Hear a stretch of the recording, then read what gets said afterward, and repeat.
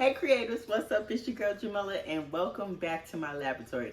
Today I'm giving you guys the only video you'll ever need to watch to create an all over sublimation shirt. Doesn't matter if you have a big press, small press, big printer, small printer, whatever you have, I'm going to give you the technique so you can create an all over shirt. Everything I use will be listed in the description box to this video. And if you like this video, you learned something new, give your girl a thumbs up, share it with your friends, make sure your bell notifications on so you don't miss any of my upcoming craft tutorials. So before I even start designing, to give myself an idea how I need to split my prints, I like to lay my shirt out on a poster board and kind of trace it out. And I just cut it out. Doesn't have to be perfect. Mine looks really janky, but it still works, okay? So after I cut it out, I go ahead and stuff it inside the shirt. I make sure the shirt's on there nice and smooth. Seams to the side, no wrinkles, okay? And this just helps when you have a small press and you're moving it all around. It just gives it a little bit more stability, right? And then I'll lay out the paper I'll be using, the size paper I'll be using on the shirt. And this lets me know how many splits I'll need to make a full design. So now that I have all that. All right, creative, let's go ahead and head over to canva.com and we're going to hit create a design. Hit custom size, and because I'm using 13 by 19 size paper, those are the dimensions I'm going to enter. But whatever size paper you're using are the dimensions you'll want to enter on that screen. Now, when you get to your blank screen, we're going to go up here to File, and you want to hit Show Rulers and Guides, or you can just hit Shift R on your keyboard. Okay, so make sure your rulers and guides are on. And what we're going to do is from the side, like this little ruler right here, from this side ruler, you can just kind of drag out this guide. Now, since I need 4 sheets of paper, I'm going to split my what would you even call this? I'm going my paper? We'll just say paper. Since I need 4 pieces to complete my design, we're going to split this in 4, okay? So I just dragged my guide out and I let it take me to the middle. You see how it's purple, but once you hit like the middle, it turns pink. That lets me know my design is centered, okay? And then I'll just take one from the top as well and hit the middle. So these are my 4. This is going to represent my 4 pieces of paper that I'll need for the design. Now, if you're using more than 4 pieces of paper, you do the same thing, but you're just going to have to split it differently, okay? You might need, like say if you use 8.5 by 14 size paper, you your splits might have to be a little bit like that, you know? Um, I mean, just play around with it, and whatever works for your paper size, you'll be able to do it. Okay, so and this is just to give you a general idea. This doesn't have to be exact. Okay, so now that I have my 4 pieces of paper, I'm going to go ahead and upload my design. So I'm going to go ahead and insert my design from my uploads, and now my older videos, I see in the comments a lot of people saying that their prints are too big. If you take your image and you make it the background and want to split it like this design is going to be way too big for your shirt. So don't do this, okay?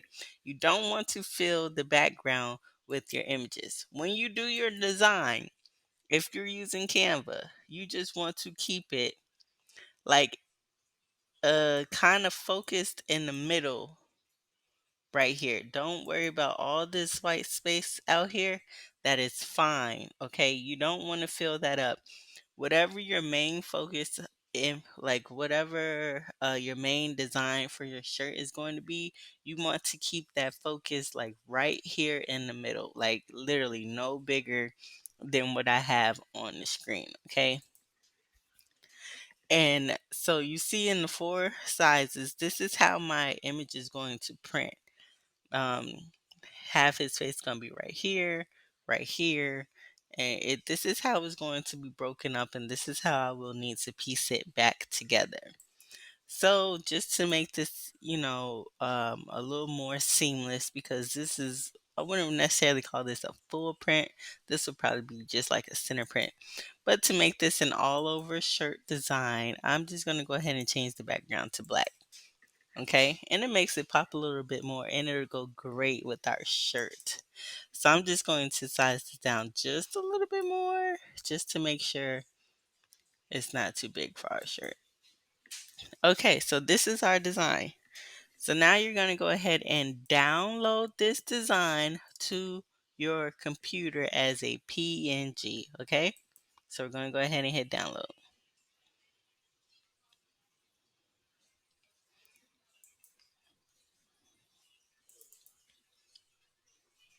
And this is our downloaded image. Awesome. Now we're going to go to Pine Tools, pinetools.com. And we're going to type in split image in the search bar.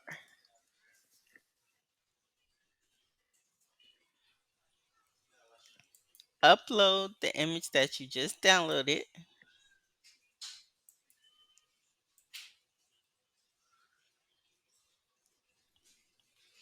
And we're going to say, it says, how do you want to split your image? We're going to say both.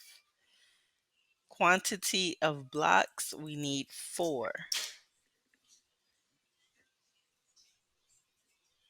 Oh, wait, I'm sorry. Hold on. So vertically, you need 2.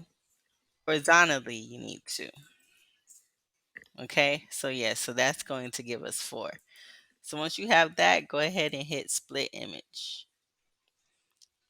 Download the zip file.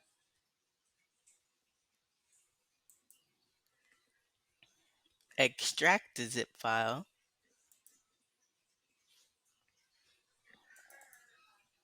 Okay, so now that we have our images downloaded from Pine Tools, we're still not quite finished. Okay, y'all, bear with me. One more step and then we can go ahead and get to printing. So when you select your image from Pine Tools, right, and you go to print, this is, oh wait, hold on, let me fix that. This is what it looks like in the print preview. You see it's not filling up our paper, which means it's not going to be the correct size. Our print is going to be too small. So what we're going to do to fix that is, let me hit cancel, get out of that. So what we need to do is take the images that we downloaded from Pine Tools and we need to resize them. Okay, so you just go ahead and right click on the image and hit resize. Hit define custom dimensions. And so whatever size paper you're using, those are the dimensions you need to enter, but this works in pixels. So of course, I mean, I don't know pixels. Yeah, if I don't know if y'all know pixels, but what you can do to help you find that pixels is go to pixel2.net, and this will be linked for you guys in the description box, okay? As well as everything else I used for this video. So we're going to go to pixel2.net, and you see it has like all the numbers already converted into pixels. So for 13, since I'm using 13 by 19 paper, my pixel conversion would be 1248 by 1728. If you're using 8.5 by 11, see, it only has whole sizes, doesn't have half sizes.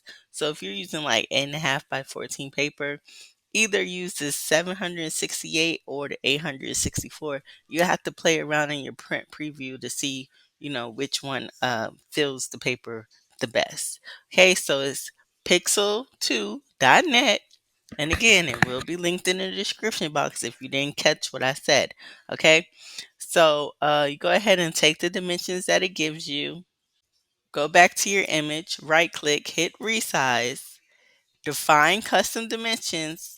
Make sure maintain aspect ratio is checked, and go ahead and enter whatever. I'm entering 1248, and see it gives me 1825. And if we go back and look to the chart, 19 inches is 1824. So I mean, it's the same thing.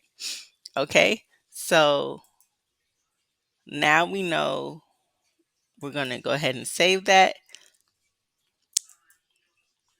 And that is how we'll go ahead and print our images. Okay, so now when you go to print, it'll be a full size piece. Another way for you to be able to split your prints and just a few of my printer settings that I have. So what you're going to do is go ahead and search your printers and scanners, like find your printer on your computer and hit manage.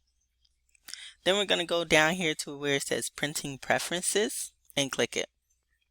So now this is our printing preferences menu, and this is where you can make a few changes. So let me unclick borderless, because if you want your computer, because you can have your printer split your prints and you don't even need to do Pine Tools and all the other stuff. So if you want your printer to split your prints, it doesn't split your prints if borderless is on. So uncheck that, and down here where it says multi-page, this is where you'll be able to split your print. So you could do a 2x1 poster, a 2x2 poster, which is actually what I ended up doing, because you see over here you have the 4 sections, and I'm using 4 sheets for mine. Then you have the 3x3 poster and 4x4 poster, and of course over here it's like a little preview menu, gives you an idea of how to look once you slice it up. Okay, so depending on what size paper you're using is how you determine what size poster print you need. Now it has to say poster. This 2 up and this 4 up, it does not work. It won't split your print. I don't even know what that is. Okay, so either 2x1 poster, and so on. All right. So that's the easy way for your printer to split your prints, where you don't need to go through Pine Tools and all that other stuff. So let me go ahead and click my borderless. I like to keep that on. And another setting that I like to have, we're going to go up here to the top tab and hit more options. And I keep my mirror image checked. Okay, so that just means my printer mirrors my image automatically for me. So when we were doing our design in Canva, I did not tell you guys to mirror your image, because honestly I forgot, because my printer does it for me. Okay, so you could go ahead and check mirror image, so your prints are always automatically flipped and you don't even have to worry about it. Now, in order for you to see these settings or have these settings, you need to make sure all your drivers and utilities are installed for your printer, and you can find those on the Epson website, right? So you'll just go to epson.com and search for the driver and utilities for whatever printer it is that you're using and just download them. Okay, so once you have all of that, of course you would just hit OK, and then you would be able to print. So that's just another option for you guys, and I always get asked about my printer settings and whatnot, so I just wanted to show you that. So according to our Silky Socks press guide, we'll be pressing at 400 degrees for 60 seconds.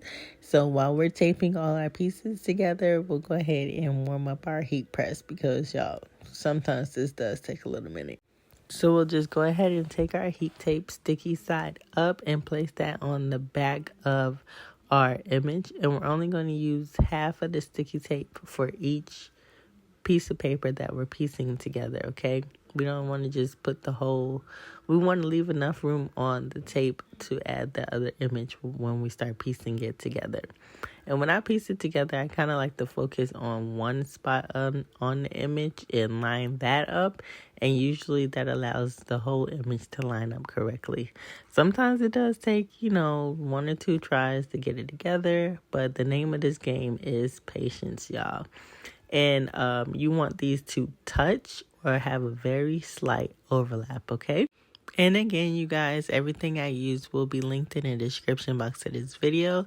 And if you need more sublimation help, like more one-on-one personal help, you can book a one-on-one with me via my website, jstewartslaboratory.com. Link for that will be in the description box of this video as well. Another great tool that's available for you guys is the Silky Socks app where you can easily create mockups or order more products right from their app. You can create mockups by simply uploading your image into their app, and it's a great way to send to your customer quickly to get their yay or nay for approval. Okay, that is the Silky Socks app.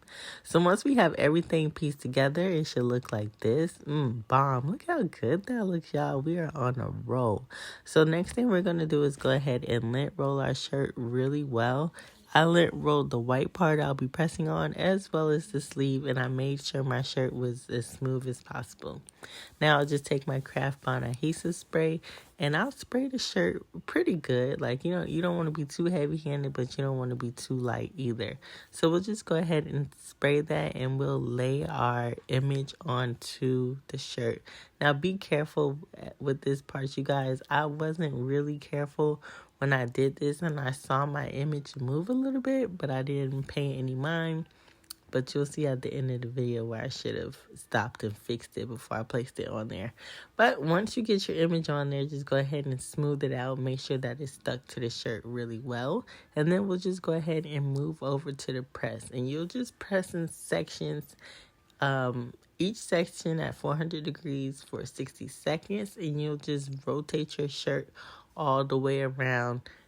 Just making sure, like, when you press, you'll be able to see the image come through the paper. So I kind of use that as a guide to where I need to press next, or if I feel like I missed a section. Once we're done, I'll let you guys enjoy this little bit of ASMR.